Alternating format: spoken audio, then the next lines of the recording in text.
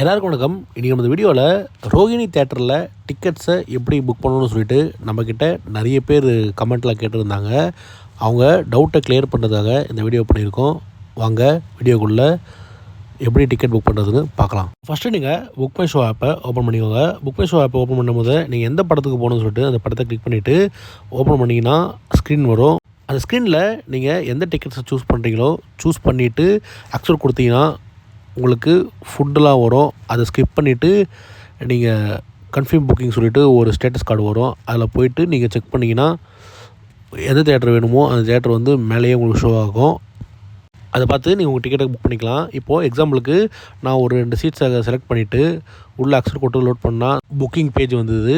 நீங்கள் மேலே அந்த படம் பேரும் கீழே ப்ராக்கெட்டில் அது என்ன ஸ்க்ரீன்னு சொல்லிவிட்டு அந்த ஸ்க்ரீனும் இருக்கும். அதை செக் பண்ணிவிட்டு உங்களுக்கு தேவையான டிக்கெட்ஸை நீங்கள் புக் பண்ணிக்கலாம். ரோகிணி தேட்டரில் மொத்தமாக இப்போது 6 ஸ்க்ரீன்ஸ் இருக்குது.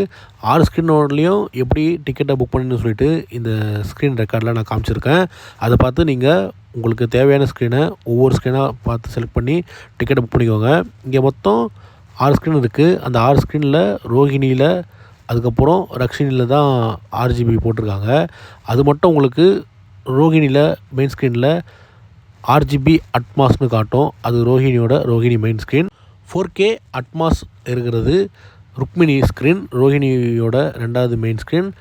4K RGBன்னு மென்ஷன் பண்ணியிருக்கிற ஸ்க்ரீன் வந்து ரக்ஷின் ஸ்க்ரீன் தான், ரோகிணியோட 3வது மெயின் ஸ்க்ரீன். இந்த ஸ்டெப்பை ஃபாலோ பண்ணி நீங்கள் உங்கள் டிக்கெட்டை புக் பண்ணிக்கோங்க. இந்த வீடியோ ஹெல்ப்ஃபுல்லாக இருந்தால் கீழே கமெண்ட்டை சொல்லுங்கள். இதே மாதிரி அடுத்த வீடியோவில் உங்களை சந்திக்கிறேன். நன்றி.